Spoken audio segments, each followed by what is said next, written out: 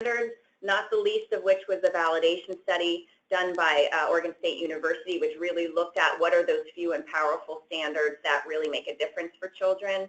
We had a process evaluation that really told us how this process worked for providers. And then the community engagement feedback that we got as we went across the state to hear from all types of providers and families about how the QRIS was working. And one of the biggest things that we heard was we really need to get down to the few and the powerful. Not all the standards are easily measurable or make a difference really for providers and children, but thinking about what at that 3-star level is going to really be accessible for programs that are committed to quality, so that programs have an opportunity to serve children and get tiered reimbursement or provider bonuses as they reach those star levels, and also are able to really integrate seamlessly into the rating and the continuous quality improvement process. So what that looks like is that the 3-star standards we are thinking about as 5 foundational elements of quality. And it really gets into the who, what, when, where, and why of what children are experiencing in a program. And also the goal is that it's what parents are going to want to see and feel, and sort of on that visceral level when they walk into a program. So it's really synthesizing down what is in the environment and making sure that it's an environment that programs can create regardless of their resources, that it's in tune with whatever age they serve, that it's in tune with whatever their culture is, and that it's very accessible to programs. And what also is built into this is that programs don't necessarily need to purchase a curriculum. That was something we heard a lot about from an equity lens, is that there's not curriculum in every language or that's reflective of every culture. So programs are welcome to implement what's a match for them, but it's not required that they have something that's, you know, official, printed, and on their shelf, so to speak, but that they're doing curricula activities, but it's within their own control of how they want to do that. Another example at these 3-star foundational levels is inclusiveness of children, families, and cultures. And we know that this is extremely important around family engagement, which has a big impact on how children do in settings, and that this is, again, something that's very achievable for a program regardless of their situation at that 3-star standard, and something that we've heard is really important for families. The other piece I want to highlight, and this is not just at the 3-star, but it goes across 3, 4, and 5-star standard, and this is a big flashing light in terms of a really major shift that we've done here with the Spark revisions. As you probably have heard, our personnel qualification domain, and again, when we think about the who, what, when, where, why in childcare, the who is doing the education and caring for children, we heard a lot of feedback about that. And we heard that there's many communities who experience structural barriers in our state to professional development, to education, to training, to college, given language or culture or financial resources. And we really wanted to remove that structural barrier. And so the way we've re-envisioned personnel qualifications, again, at the 3-star all the way through the 5-star level, is looking at it more holistically. What it is in the field test version is we take very specific roles or titles in a setting and require a certain percentage of that specific role have a certain amount of training and education. We're looking at it differently now. We're going to be looking at it holistically. So we're taking a whole picture of the people working directly with children in the entire setting and looking at that as a whole. And we're actually even going to allow programs to choose. If they have, for example, an aid 1 in a center, which is a position that works with children but is not allowed by licensing to be alone with children, if they have an aid 1 that has lots and lots of training and education, that would be somebody a program could choose to put in this holistic mix to say, we have staff across the tiers, across the board, that have a lot of training and education. And so it really gives the program an opportunity to show where they shine and show where their strengths lie. And again, looking at it holistically helps us to remove some of the bumps that we hit in thinking about programs like Head Start or Relief Nurseries that tend to have very high, very good staff-to-child ratios. But in looking at the positions sort of in a vacuum, it can oftentimes kind of penalize them in the star rating for something that totally misses the intent of this. So this particular personnel qualification change that we're proposing really gets at all of those different barriers that we've learned over the field test. So I'm just going to pause here for a minute and ask for questions or points of clarification, how this is resonating with people.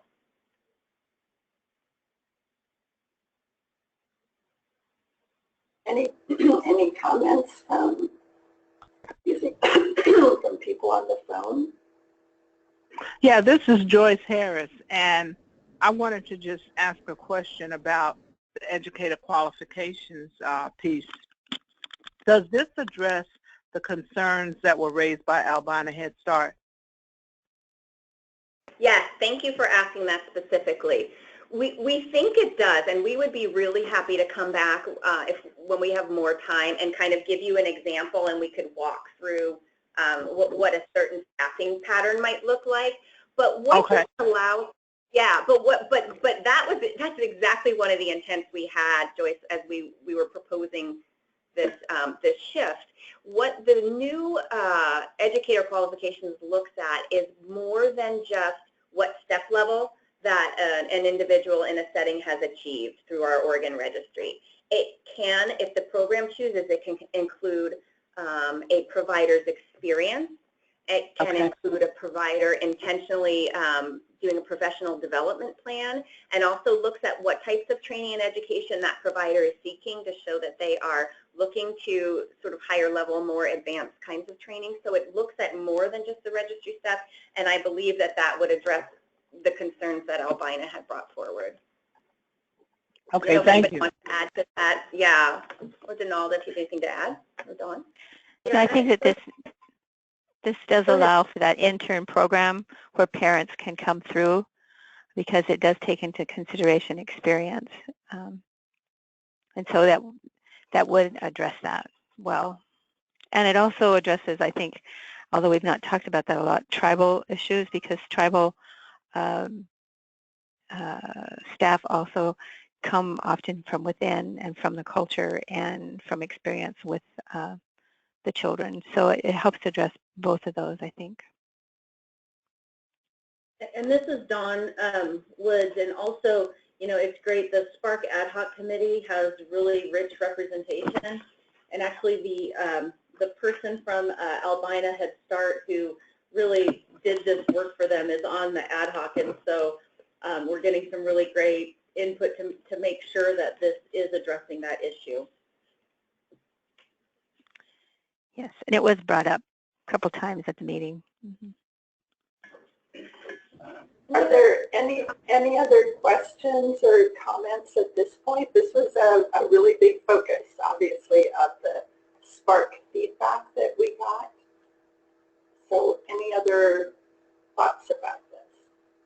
One thing I think we do want to point out is it's not that we're necessarily lowering the bar, it's just we're defining it better, I would think. Because that's also one of the things that some of the members of the committee were concerned. We're not going out saying we're lowering requirements. We're just looking at them in a better way, more holistic way. This is Joyce. I think what you're doing is you're making it equitable. Correct. And we're always having to clarify for people that when we make adjustments to policies or practices to ensure that they're equitable, it does not mean that we are dumbing down or watering down the qualifications and the preparations that are made. So I'm glad to hear you say that. Exactly. There's worth and value in that. We just had not acknowledged it before. Right. Thank you for those comments. That's really helpful to hear. And I think one thing that folks will see as they pull all the standards together, the field test standards and the proposed standards side by side, is there is a difference in number. We're going from about 33 to proposing about 15, and that is streamlining it. It doesn't mean that the bar is lowered, but it means we know so much more now than we did 4 or 5 years ago to know which standards are really making a difference for providers' continuous quality improvement and for children. And there's a term across the QRIS field about the few and the powerful, and every state we've seen that's done revisions has come down to that. It's really narrowing down what makes a difference. That's more fair to providers, having them jump through less hoops that aren't really measurable and make a difference, and really also gets at what's most important. So I think that's, it's just another piece about this is not lowering the bar. This is really clarifying based on all the learning and making it equitable. So that was our thinking there. Any other thoughts or comments before we dive a little deeper? Okay. So what I want to highlight next is a couple of shifts in the 4-star standards. And what I wanted to highlight about the environment is the focus, as if we had time to look into the details of the environmental standards, is they're focusing much less on, do you have this type of furniture? Do you have that type of furniture? Do you have this type of outdoors? And really looking at, is this responsive to the children and families and cultures that you serve?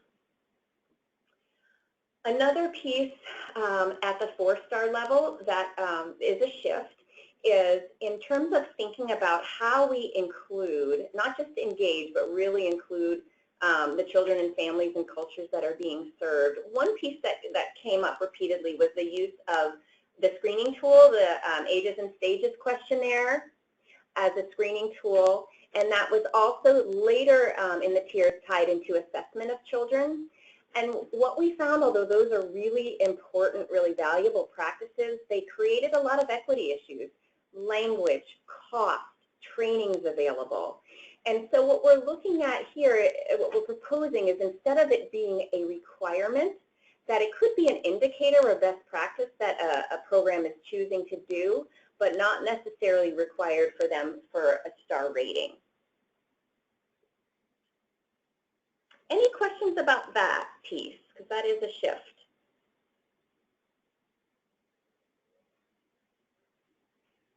Hi, Meredith. This is Lenny Bjornson in Gladstone. I chair one of the subregions of the Clackamas Hub. We've been going for several years, and we know that the Clackamas Hub has a goal or a strategic area of coordinating universal screening. Mm-hmm. So many folks in our, well, most of our pediatricians in the Gladstone, Oregon City, McLaughlin, Clackamas area use ASQ. So are providers referring folks to those pediatricians or trying to do it themselves? Sorry for being unaware of that linkage. No, actually, thank you for asking. I really appreciate that.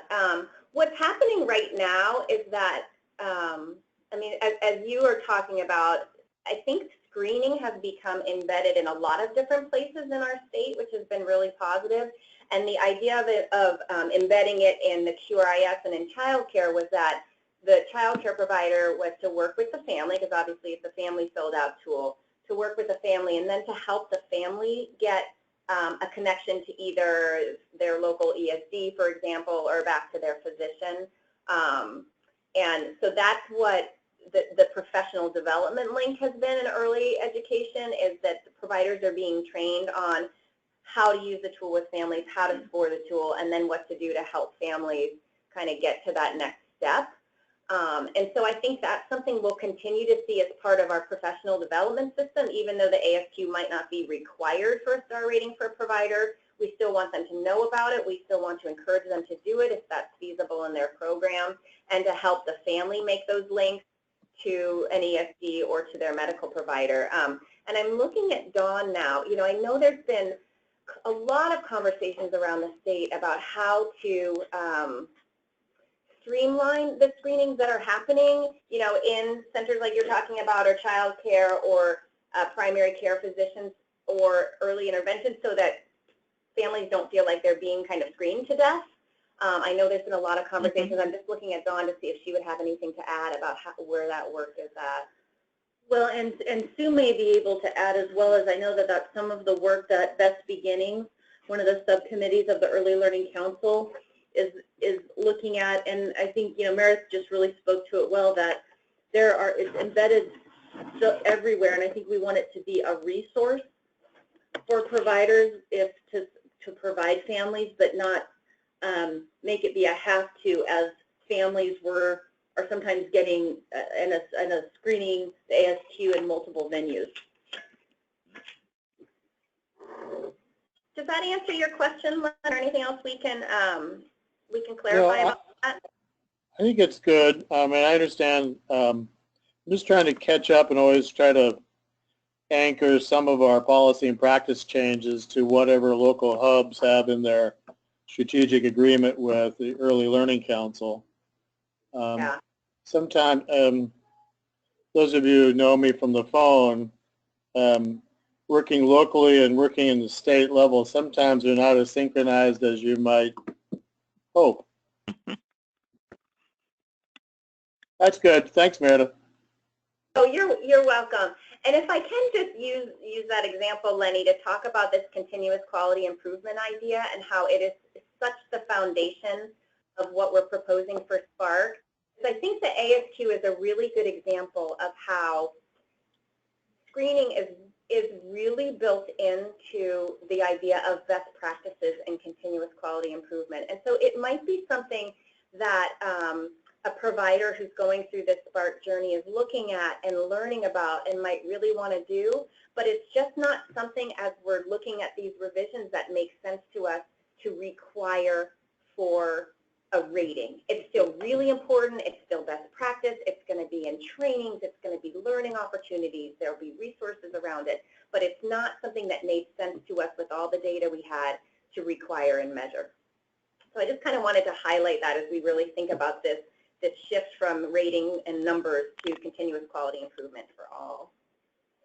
And Meredith, I might just mention, because I think Dawn mentioned Best Beginnings, and that's another committee of the council that really focuses on prenatal to age 3. And they had a subcommittee working for, I think, about a year, trying to develop a universal questionnaire that could be used as almost kind of a pre-screening tool by programs around the state. It was a long time in the making, and looking at other questionnaires that are already in use. It's been piloted in a few sites over the last 2 or 3 months, and they're just getting results from that now, and I think we'll be discussing it at their meeting on Thursday. So more to come on that, but it has definitely been a challenge. Thanks, Sue. So we're another flashing light moment of something that's a really big shift from the field test QRIS to what we're proposing here. Is we would like to propose shifting the on-site child-adult interaction observation from the 5-star level to the 4-star level, and that is called the class. Many of you are familiar with it, and it does require trained, reliable observers to go on-site and look at the adult-child interactions.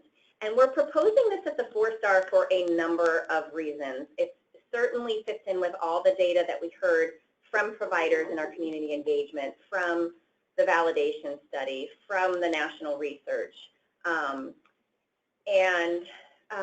We felt that it would be important at the 4-star level for a lot of reasons, not the least of which is around the continuous quality improvement, because the provider gets such important feedback about what the real nugget is of what we know from the research that makes a difference for children with adult-child interaction.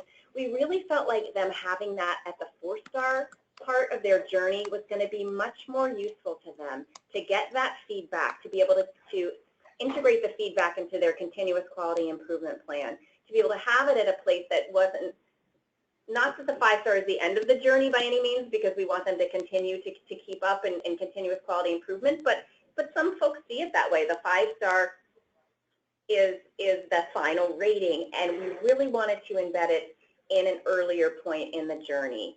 And we recognize that that is a pretty big commitment for the system, both financially and I think structurally, because what that will mean is we will need providers to really understand what quality adult-child interaction is.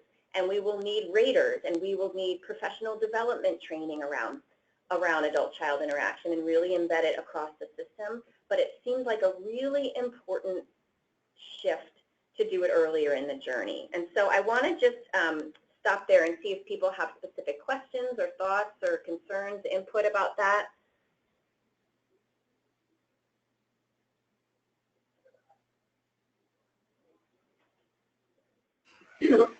I have a question. I'm sorry. Please go ahead.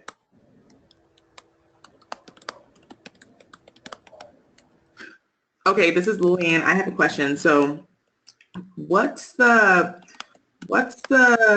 possible fiscal impact of having that observer? So would a program need to pay for an observer to come into their program to observe them, or is this a program that's going to be provided to them via another avenue? Thanks for asking that, Lillian. That's a really good question. There's been no talk about providers paying for it. The thinking is that that would be something our system would invest in, and that's something that would be provided to providers free of charge. So related to that question, what happens if we don't have the financial capability in the system to do that, to provide that kind of on-site support? Because, you know, the budget's not looking great, obviously, for the coming biennium. So what happens in that case? This is Dawn, Sue, and we've been working on what the fiscal impact would be through this revision so that we can determine the feasibility. As many of you know, and some may not, that was a big reason that we went with a portfolio approach versus other tools with inter-rater reliability. And so I think we're trying to find that balance of the documentation, other ways of monitoring, yet recognizing that what makes the biggest impact for kids is the adult-child interaction, which I know we all know. So I think we're still doing that fiscal assessment and looking at how to spend those dollars, how do we spend those dollars. So I think it's not a question I can answer directly, but definitely understand the impact. I really like the idea. Oh. I'm sorry. I really like the idea of making that change. I think that the teacher-child interactions are frequently kind of one of the largest barriers to quality. And, you know, I mean, anyone can put together a really nice portfolio, but if you don't have those interactions in place, you really don't have quality. So I think that's an important change. Thank you. Was that Rochelle speaking? Yes. Okay, this is Danelda. One thing we do need to be sure we incorporate in this, though, is the English as a second language aspect, because as we know, many of our centers and our in-home providers may have a variety of languages, and the reviewer would need to be able to do that assessment in that language. This is Kelly, and I just wanted to echo in that I think this is a critical piece of determining quality. I think that you can check the box on a portfolio submission, but I think that the class system is really important. I'm concerned on how it's going to be structured. One of the things that we've been working on in Eastern Oregon is getting people trained up to do class. So we're trying to support that. We think it's really important. Thanks, Kelly. And I think that'll be a big part of the discussion is how do we bring together and support different pieces of the system that are investing in this and building capacity and building training and looking at that across the state. Any other comments or questions before I move on? I just have a question. Sorry, this is Sue. Kelly, I have a question. When you say we are trying to get people trained up, who's the we have? The hub. The hub is. So we have staff at the hub, that is trained, but we're also working together with our Focused Child Care Network providers. Okay, thanks. Nice to know who the partners are. How am I doing on time, Lillian?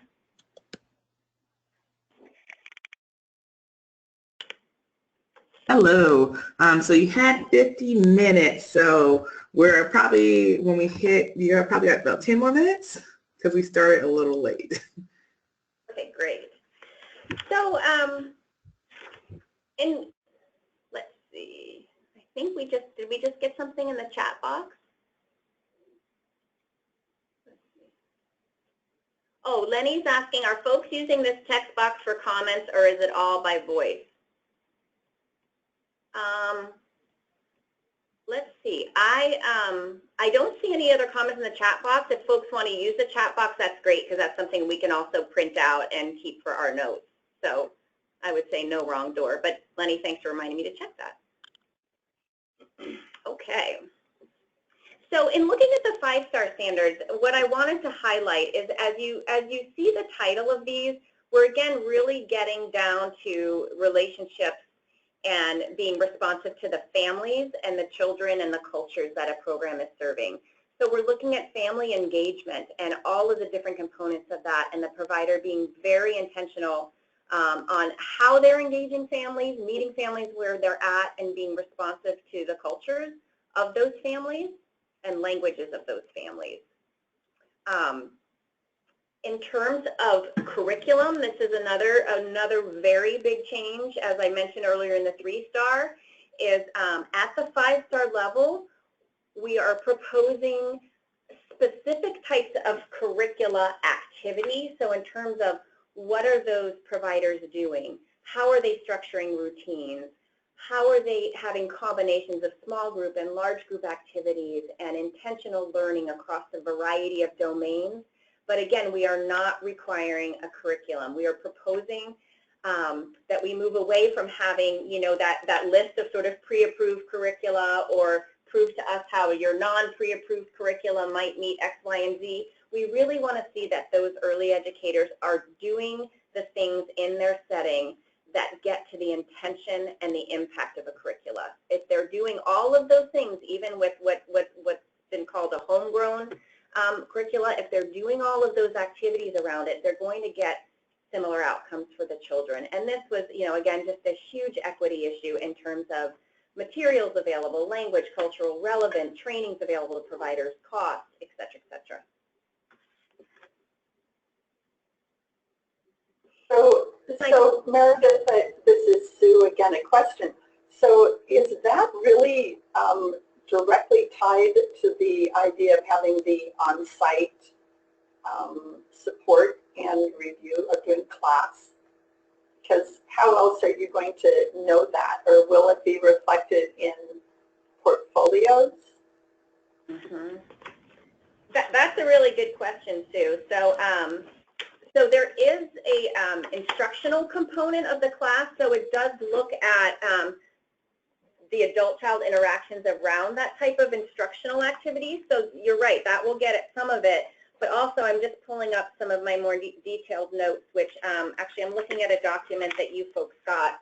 That's the Spark Tiers and Standards draft that Donalda's ad hoc group got, and it dives a little bit deeper into what types of evidence a provider might provide. And so there might be some written descriptions. It might talk about how a provider is assessing a child's growth and learning. Again, we're not going to require you to use assessment A or assessment B, but that a provider is looking at a child periodically and assessing how they're learning.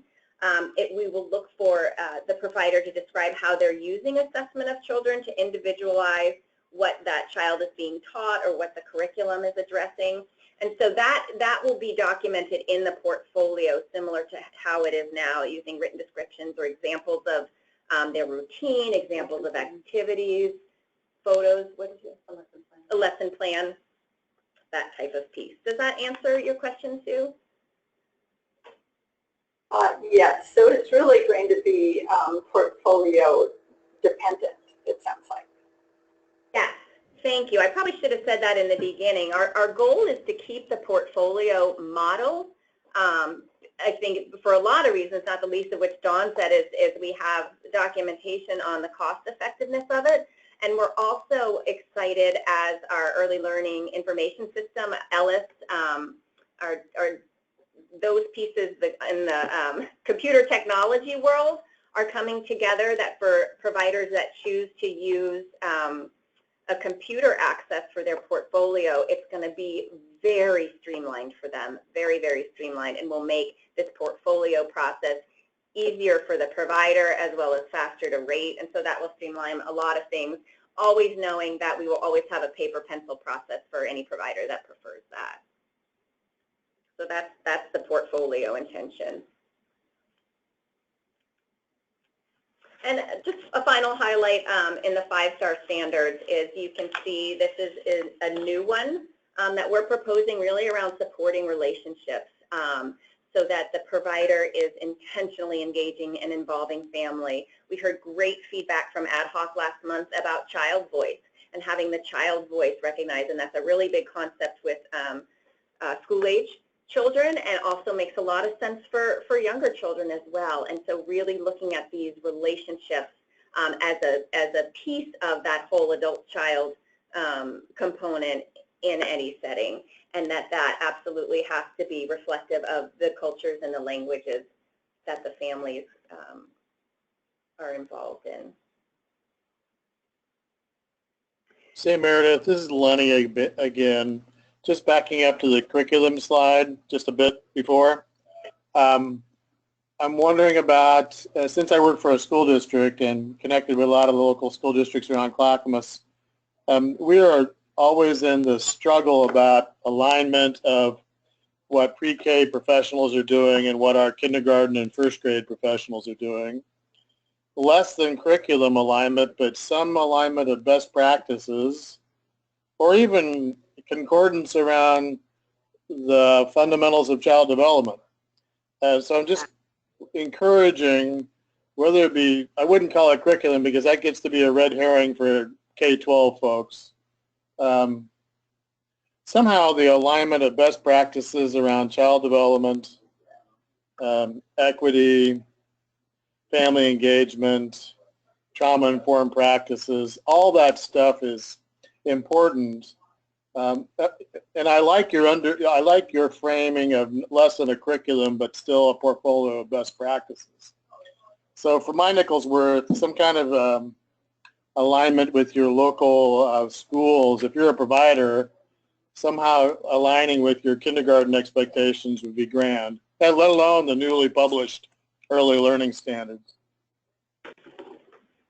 That is such an excellent point. I'm just writing that down. Yeah, the early learning guidelines and that crosswalk, it's something that we are embedding in all the different professional development pieces. So that is, you know, like you said, really common language and common practice for providers. And while I'm just making notes here how we think about how that might be something we could ask providers to show in terms of evidence, a written description about that, but that would certainly be part of that continuous quality improvement. So as they're ramping up to this rating, they are learning about it, they have that resource, easy access, and that they're learning that that is absolute best practice.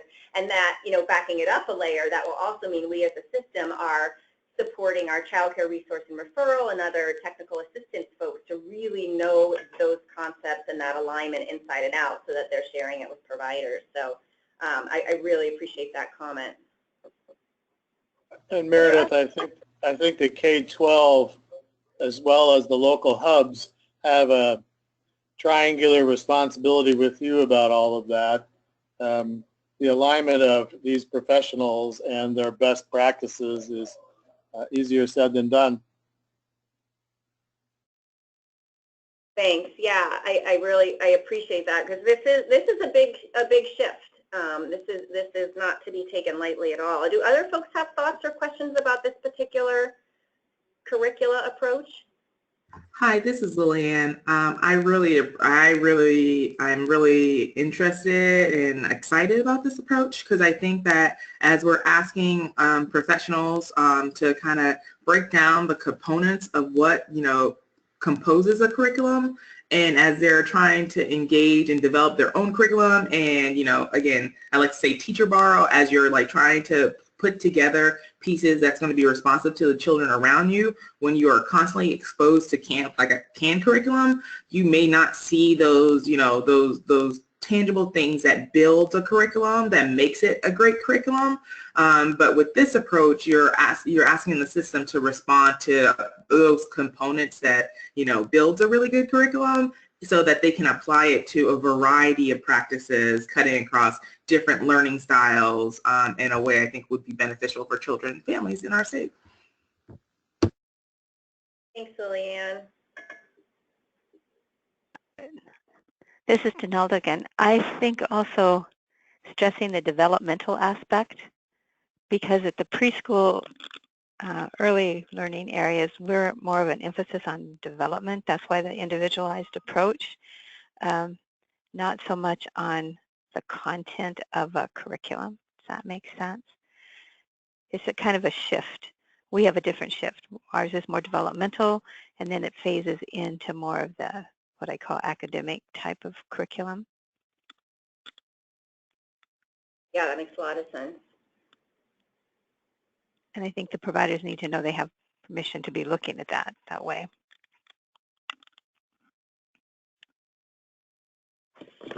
So in the last few minutes of today, and again, we're hoping we can come back and have more discussion as we continue down this path of the revisions. I think we could probably come up with 100 questions that we want to ask you about how this is all resonating. As I was pulling together the document that was sent to you and just pulling out some of the history of the equity subcommittee report and other feedback we've heard, and rightly so, some criticisms of the field test QRIS. These two questions had come up previously and just kind of resonated with me, maybe to get your direct input on, to see, again, if our approach is hitting the equity mark. And so really wanted to get your sense if the new standards seem to favor dominant culture or dominant culture providers, and are we recognizing providers that are intentionally focusing on equity. So I'll just pause there, and if folks want to respond to those questions or anything else that that resonated with them in this conversation today.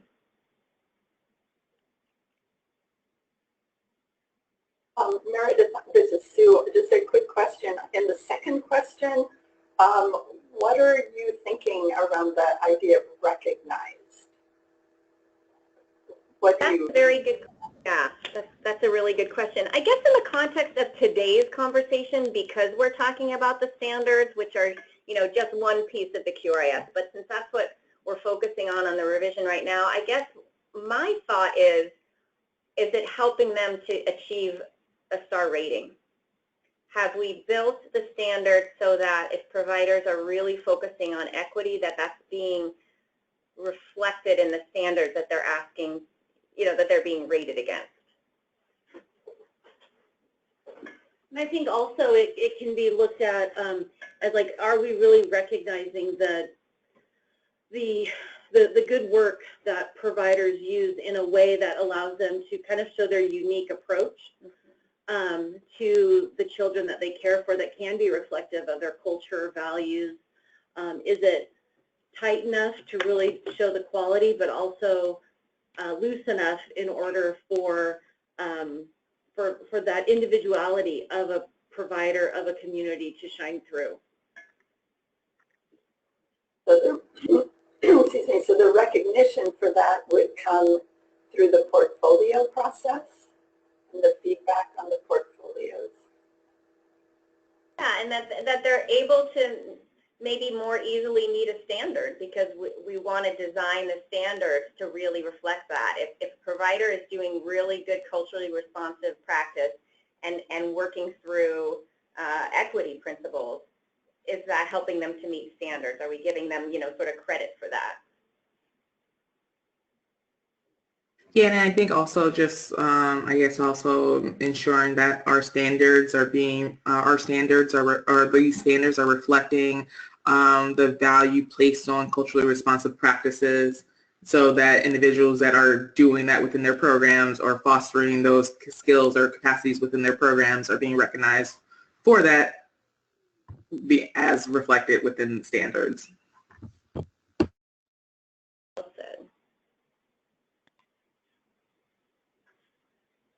Any other responses to these questions?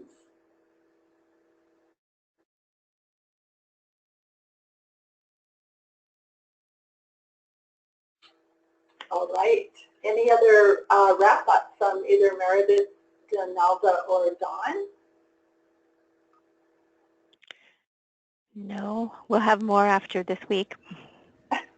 Yes, you have a big meeting coming up. Right. Friday. Friday, I think. Yeah. Before we let Donalda go, I would just like to recognize her for receiving the Children's Institute's Dick Alexander Award, which is recognizing somebody in a leadership position and making a difference in the state, obviously, for young children and families. So congratulations, Donalda. Thank you. It's quite an honor. I said I'm really a worker bee. I'm not. So anyway, thank you. Yes, and thanks for being on this call. And thank you, Meredith and Dawn, as well. Thanks, everybody. Really appreciate it. Thank you. Bye-bye. Hi, and Lillian, I'll go ahead and make you presenter again. Pardon? I'm going to make Lillian presenter again. So there we go. All right, so we will move on to work session 2, which concerns vehicles being used in child care settings. So we still have Dawn with us. Thank you, Dawn. And then Peter Bloom as well from our staff. Okay, so hi Don. Would you like to be made the presenter, or would you like me to project the documents that you sent? We can't hear you, Don. Thank you, but you could see my mouth moving. If you could just do the one document that has the options. Okay. I think the other document is essentially kind of backup information that was used, and I may actually, I didn't think this through very well. I'll do my best here. I might have to refer to a document when it comes to questions and go back to my computer. And so a little, are you ready for me to jump right in, Sue? Yes, okay. Sorry. Thank you, Dawn. Okay, so a little background about these rules and us bringing them to you today. So several years ago, the National Highway Transportation Board established a concern about 15-passenger vans and prohibited the building of them. They were found to be unsafe, and there were several accidents some people might be aware of on kind of open roads. And so the concern about how they were built to be kind of top-heavy, tipsy, you know, turvy, so to be, about the chassis. I mean, in early childhood, I never thought we'd be really talking about chassis and vehicles like this, but we are. And so there was a rule put into place by the Early Learning Council to prohibit 15-passenger vans, and it would be kind of grandfathered in until 2018. And then the intent was to put that forward into all 3 sets of child care facility rule books. So when this was done, that there was a lot of concern from child care providers based on their business practices, both of transporting children to and from school, but also activities. And so, you know, we definitely listen to that. In addition, we continue to do research as a lot of school districts and other states have really looked at this and, you know, kind of learned that 15-passenger van was a kind of a quick term used that actually isn't as descriptive as what the vehicles, the problems with the vehicles are, that it's really more about the, you know, the wheelbase difference, how the chassis is constructed, versus, you know, just taking out a extra row of seats and now you have a 12-passenger van. And so we really needed to clarify that. And the Office of Child Care went through and worked really closely with AFSCME to try to provide some technical assistance documents that just we weren't able to get that clarity. And I think ourselves were not clear on exactly what that all meant. And I want to give a huge shout out to Peter Bloom, one of our staff here at the Early Learning Division, who did a tremendous amount of research, of which you can find in the document that was shared with you, both of how other states within child care regulations have handled it, as well as literally going to dealerships and talking to them and taking pictures of what they're rated, the type of bus, if they're a bus or a vehicular, a school bus or a bus. I mean, there are so many categories of vehicles. It's phenomenal, which makes it really confusing and hard to describe. We also worked really closely with the Oregon Department of Education, their transportation unit, because they as well were trying to figure out what this 15-passenger van really meant. And they helped really educate us on the different vehicle types and how they're rated, in essence. And so through that process, the Early Learning Division, working with AFSCME, listening to providers, doing the research, we felt it was really important to address this in rule as quickly as possible to get clarity. As you can imagine, the purchase of a van of that size is quite a fiscal impact on providers that, you know, we know don't make a lot of money and have a hard time, you know, fiscally, as well as trying to make sure that children are safe, and we want to make sure that they're transported safely. And through that process, we came up with kind of 3 options that we took to the Childhood Care and Education Committee for consideration. And so the options that you see in front of you is looking at an option about kind of keeping vehicles designed to carry more than 10 passengers, which would essentially kind of be like your minivan. Like that's what providers would be able to use, a minivan, a Suburban, some of those vehicles. And those are rated within that specific lens. Additionally, the second option was about vehicles designed to carry more than 10 passengers that have been manufactured after 2010. You know, there's some other words in there, but in essence, looking at those vehicles as being able to be used. And the third option really looked at the research of what was dangerous about the vehicles, and all of the research done by the National Vehicular Transportation Department. I can't remember exactly their acronym. But what they really found was that it was vans that went over 50 miles an hour, not school buses or other pieces, but those 15-passenger vans or those larger vehicles that are rated as such, that it was the speed in which, and that it was the lack of maintenance and care. And so the third option really looks at both not going over 50 miles an hour and requiring a professional annual inspection of the vehicles. And so you can see on the right side there's some pros and cons that both staff, the committee, and providers offered in terms of these options.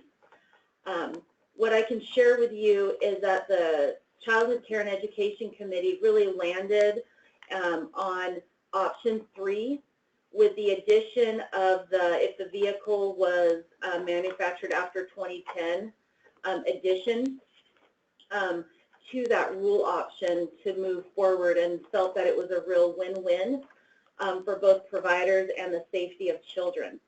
And so we wanted to bring this to you today to get your input and thought in terms of the fiscal, knowing that there's many providers that we know are struggling financially, and get kind of your sense on this option as well moving forward from an equity perspective, understanding providers and families and kind of their ability for the activities, the transportation, as well as the cost of the vans.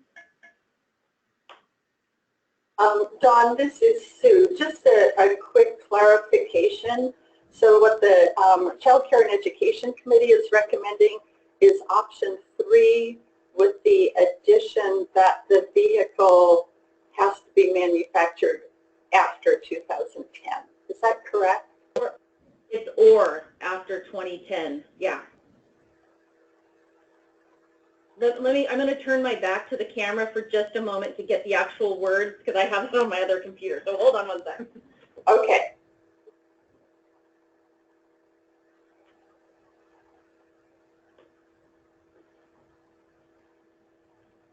Multiple computers these days.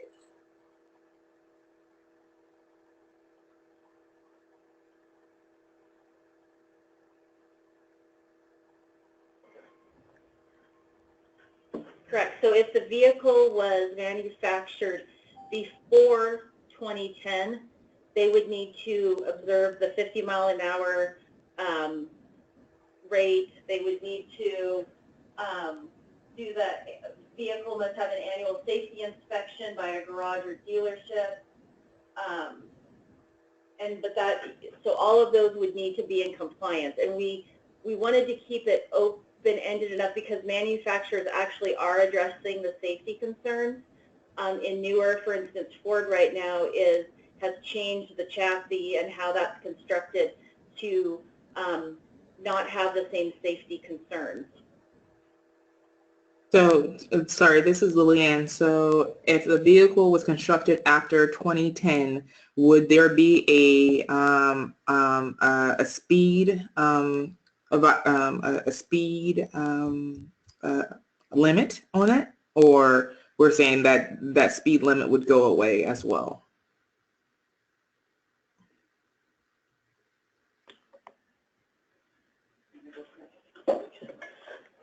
Yeah, so if it was manufactured after 2010, the speed limit would, I believe,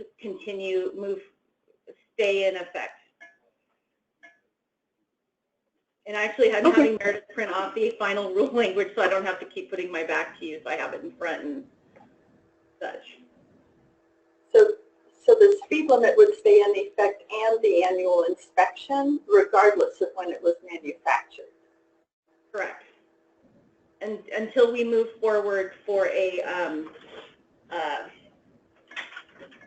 until there's new options in terms of the passenger. So sorry, I'm sure I'm missing something here, but I'm not being 100% clear. So I'm not sure what the impact of the 2010 manufacturing date is. So let me read you the rule language directly because we just got it drafted to submit. Now that I have it right in front of me, I think I can be more articulate. So a vehicle manufactured to carry 10 or more passengers that was manufactured in 2010 or after, or a vehicle manufactured to carry 10 or more children or 10 or more passengers that was manufactured before 2010 with the following conditions. So it's both before and after. The travel speed may not exceed 50 miles an hour, and the vehicle must have an annual safety inspection by a garage, dealership, or auto repair shop. Proof of inspection must be on the form provided by the Early Learning Division or on a form provided by the inspector which contains the same information. So if I'm hearing that correctly, Dawn, the 2010 doesn't make any difference. When this was manufactured, makes no difference at all. So we don't even have to talk about that. I'm wondering if the 2010 was used, and correct me if I'm wrong, as a marker point from the change of how cars were being manufactured? Correct. So it's or. So if it's after 2010, you can use the van. If it was done before 2010, then you have the speed restrictions and the annual safety inspection. Sorry, I was unclear on this. I'm used to Peter talking about it. So the real concern is about vehicles that were manufactured before 2010. Okay, so if it's after 2010, A and B in this handout don't apply. They can go 60 miles an hour. Okay, thanks. All right, questions from anybody as far as this rule goes, proposed rule?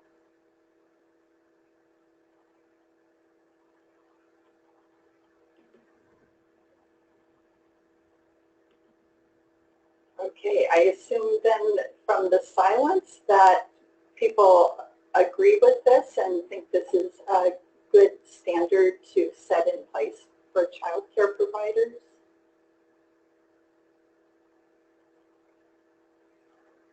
I guess silence means consent, Dawn.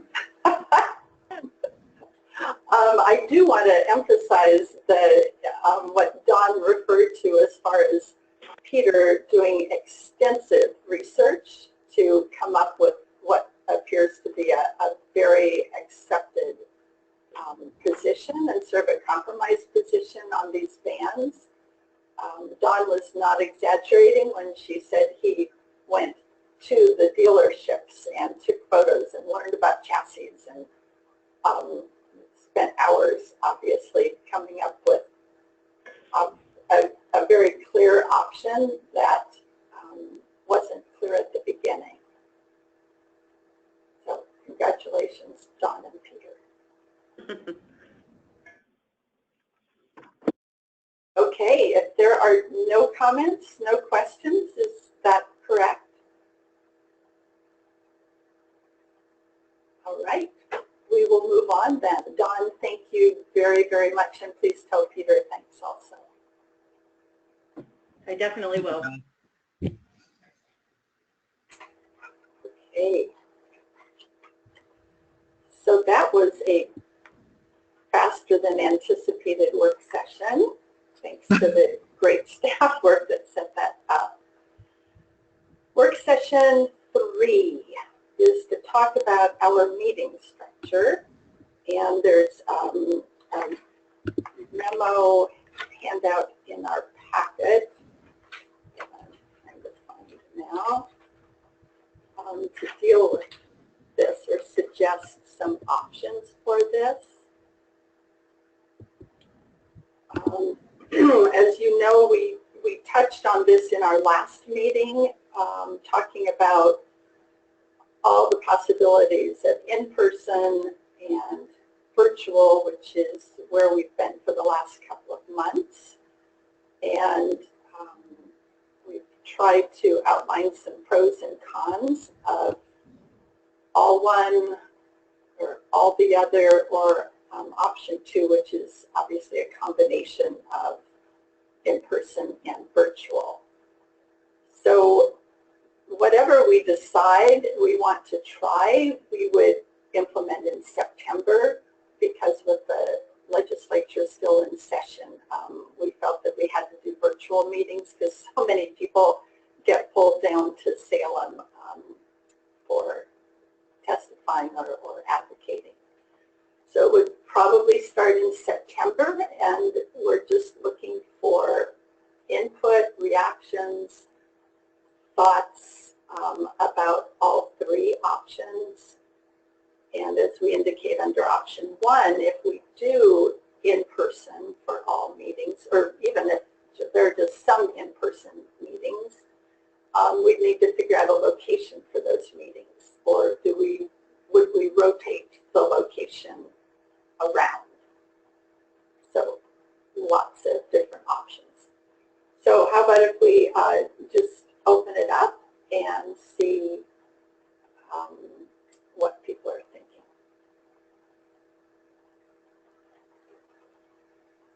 And Kelly, at some point, I'd love to have you weigh in since you are the one who is 6 hours away from the valley.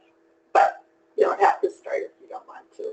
So, I'd like to listen a little bit first.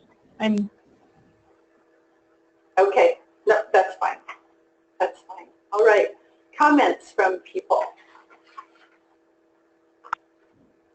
Well, this is Joyce, and I have not always been a fan of the virtual meetings because I like face-to-face, but this has worked, you know, but I would not like to see us go to all virtual. I would like to see us, you know, like there was one time when there was a weather issue, and you know, that almost necessitated, you know, doing some things differently. So I would be comfortable with option 2, but with one thing is we've got to get this go-to meeting stuff straight so that people don't have challenges trying to connect. That has been a frustration. Yes. So that would be my safe spot, you know, I think, just to have a rotating calendar, but not going months and months and months without having face-to-face. To me, that is not the most effective way to build relationships, to get to know the people who are doing the work, and to provide opportunities for the committee members to interact with each other. Right. Really good points on all accounts, Joyce. I'm wondering if you have any thoughts about locations for the in-person meetings. With the proper supports, I'm okay with changing the location. Yeah, I'm okay with changing locations from time to time. Yeah, I could live with that. You know, I think as our meetings have gotten more productive, it would be worth my while, and I would be more than willing to, you know, travel to another location. Okay. Thank you, Joyce. Appreciate your comments. Yeah, and I'm going to have to jump off here. I hate that I have to go. I've got some family dealing with. Okay. So I'll stay on the phone if I can. As a matter of fact, I probably could stay on the phone while we're headed out to the airport, but I just won't be looking at the screen. Okay. I really appreciate your input a lot because you have been a very consistent, involved member. So thank you. Mm-hmm. Comments from other members on the options in front of us? This is Rochelle, and I agree with Joyce. I prefer the face-to-face meetings, but they are hard, and I know I struggle with getting to them sometimes. So I'd like to see some combination of digital and in-person. Okay, and Rochelle, any thoughts about locations for the in-person? Not really. I mean, personally, I'm flexible and I can go wherever. If we're having an issue of securing space, we could potentially do it in my office. I would just have to ask some questions. And your office is where, Rochelle? I'm over by Lloyd Center in the Liberty Center building. Okay. What city are you in? I'm sorry? I don't know where you're from. I don't know what town you live in. Sorry, Portland. In Portland? Yes. Right. And so that's why this location issue is one that I really want us to think about. Would we say we, alternate between Portland, Salem, Eugene, the valley? Are we going to cross the mountains and get closer to Kelly? So those are things we just need to think through as a group. So we're all comfortable with wherever we land on this. So I can share my experience if you're ready. This is Kelly. Sure. So my hub region is extends up to Enterprise, which is about a 3.5 hour drive, which I have to make once or twice a month. It's expensive. It's really expensive when I get in the car and drive anywhere. I can't afford to spend the night in that community, so I'm up and back in one day plus the meetings during that time.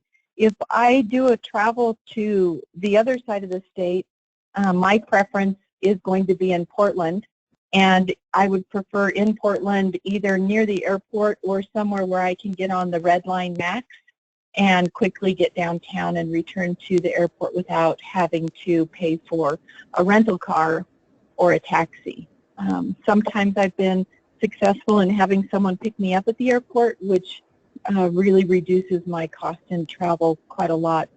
If I have to drive to Salem or Eugene, it doubles the cost of my travel.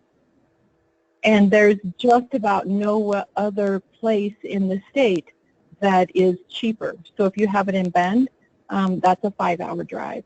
And that would require an overnight stay. If you are in Pendleton, that's a 3-hour drive.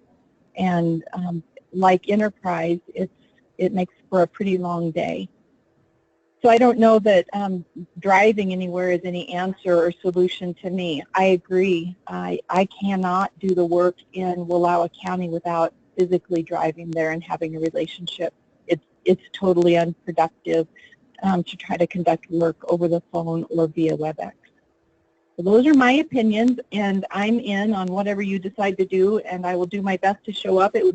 I'd like to get added to the email list. I'm not receiving information, and I don't have, so I'm not, at this point, I felt like I was pretty far behind when we started this meeting. So I'm trying to read documents as we go through. Yes, and I really apologize for that, Kelly, that we didn't get you added a month ago or 2 months ago when we actually appointed you to this committee. So I am confident that Lillian and Sharon have taken care of that already, is my guess. Okay, Kelly, this is Joyce Harris. I will commit to picking you up at the airport and transporting you wherever you need to be. I don't live too far from the airport. My office is not far from the airport, and I've got some flexibility, so don't worry about that. I'll take care of it. Okay. I sincerely appreciate that. It just really reduces the cost. I can usually get a round-trip air ticket for, around $200, $250.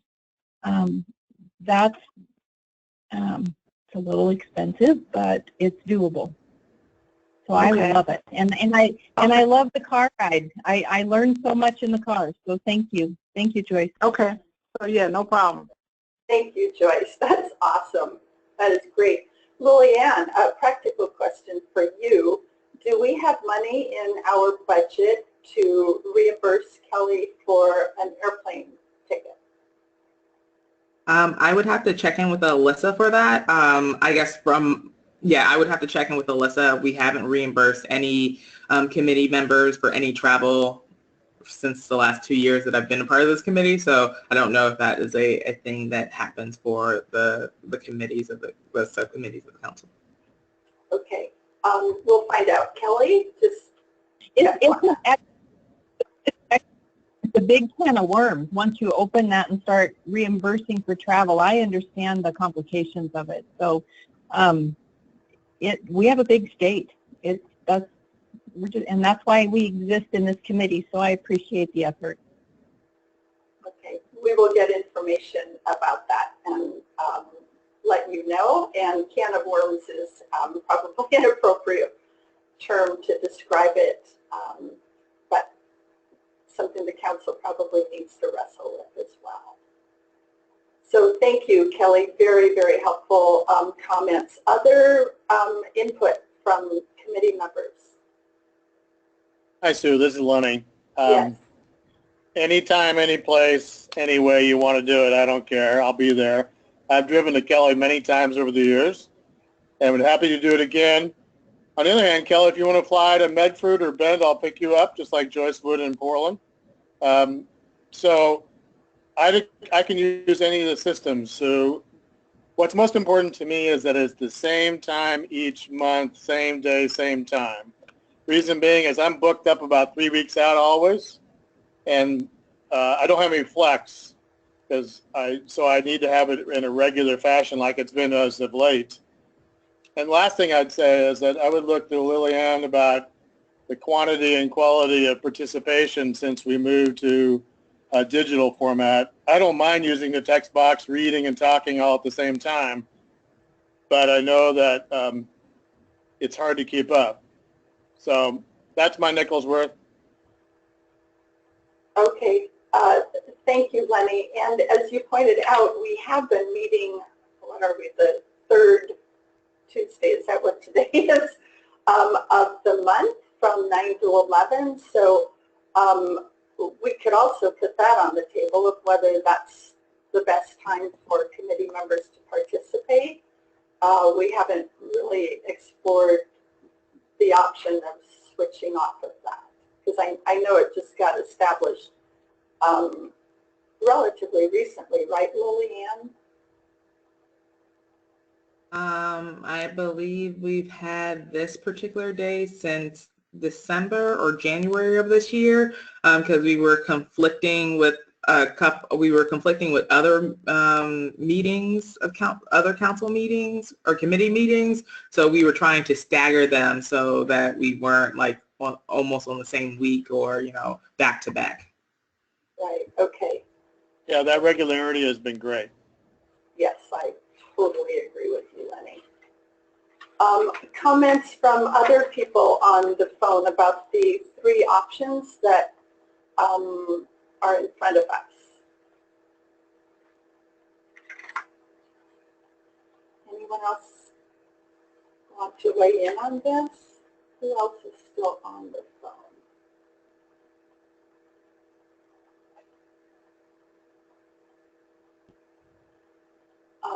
Sadie, are you still on?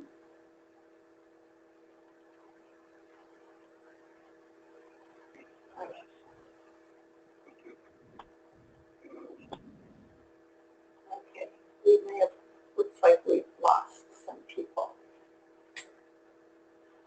Well, from this conversation, it sounds as if we should maybe continue to try to roll out and get more specific about option 2 and see what it would look like to do.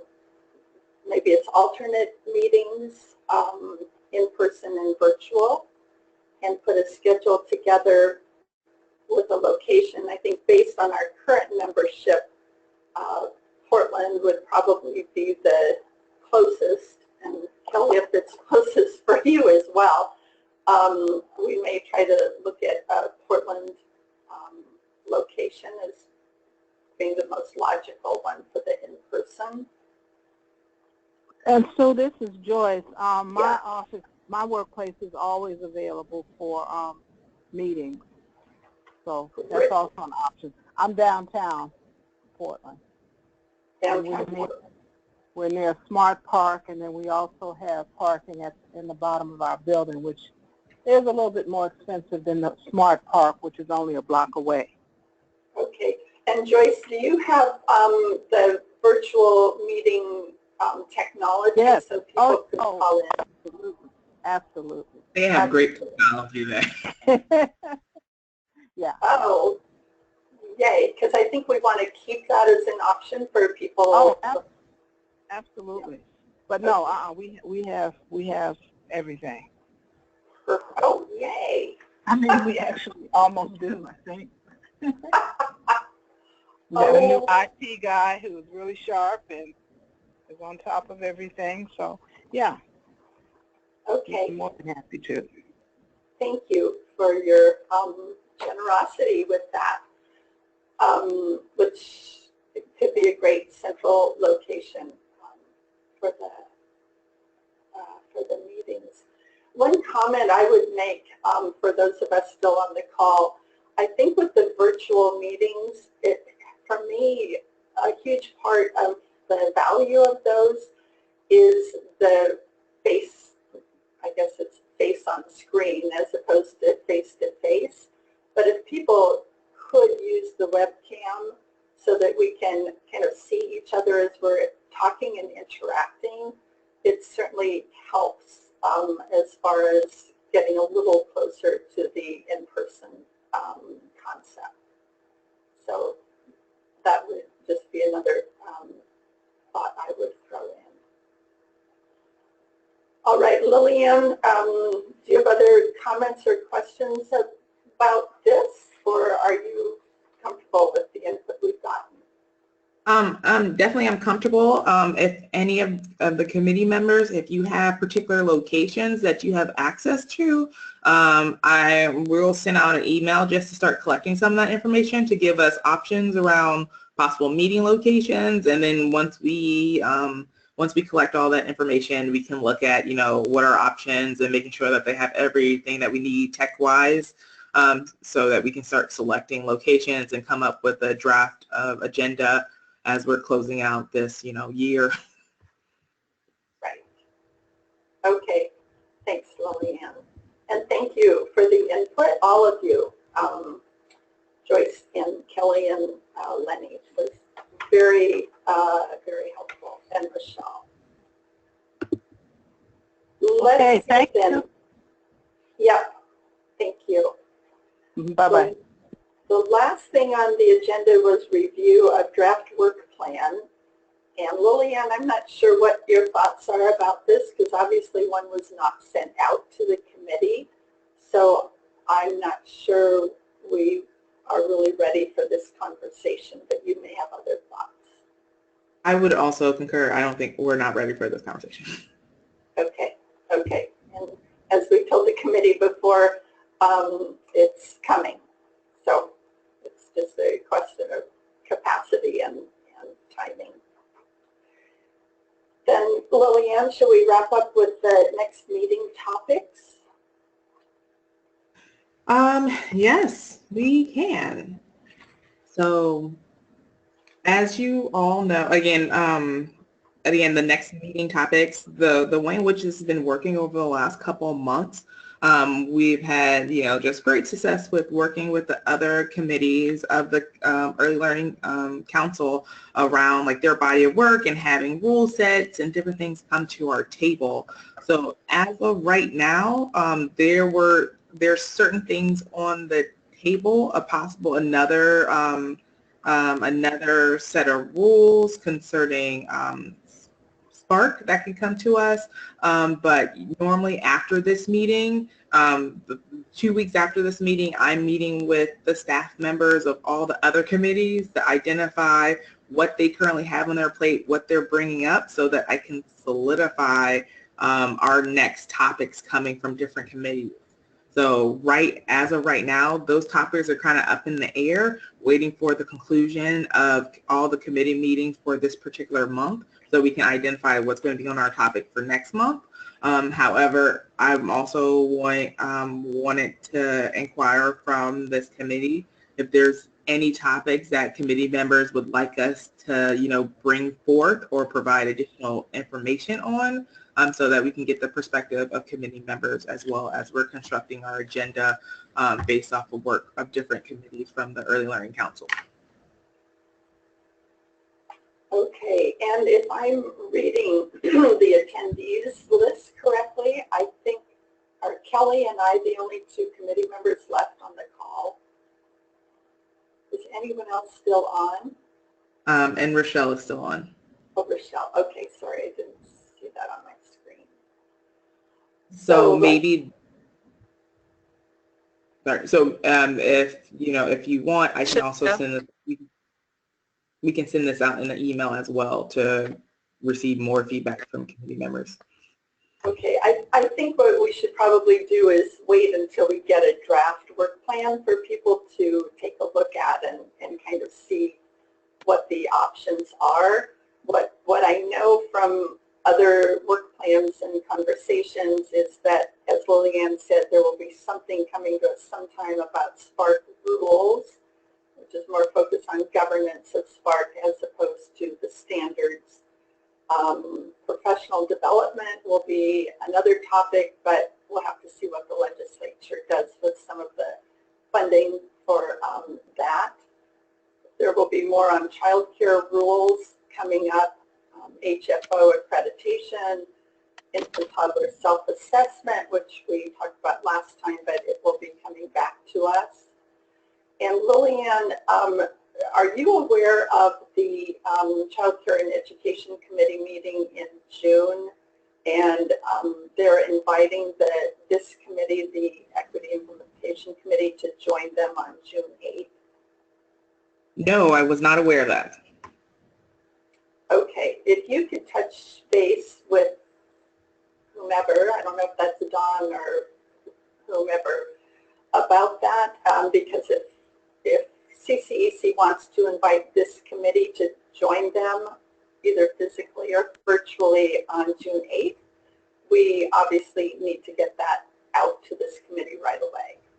Oh, wait, sorry. I think I must have misheard you. You're not talking about.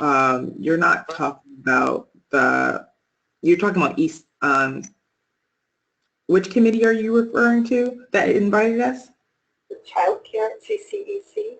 Oh, sorry. I thought you were talking. I thought you referenced another a House committee. Yeah. Sorry. Oh, no, sorry. Our own committee. So it's like I did not know about that, but thank you. Yes. So if you could touch base with Dawn, figure out what, if that's really happening, if so, where is it happening, that would be really helpful, and get that out as soon as possible. Okay, so those are some topics. If Rochelle or Kelly, you have suggestions of other things you are hoping to see on this agenda in the future, we would love to hear that as well. Okay. All right. The future meeting dates are at the bottom of the agenda. June 20th is our next one, and then July 18th, and then we will be skipping August to celebrate the summer, and then back in September. Any other business for this meeting and this committee? Anything else, Lillian, that you want to mention? No, I think we covered it all. Okay, great input from everyone. Thanks for joining us, and thanks staff for organizing the materials. Have a great day. Thank you. Have a good day. Thanks. Bye-bye.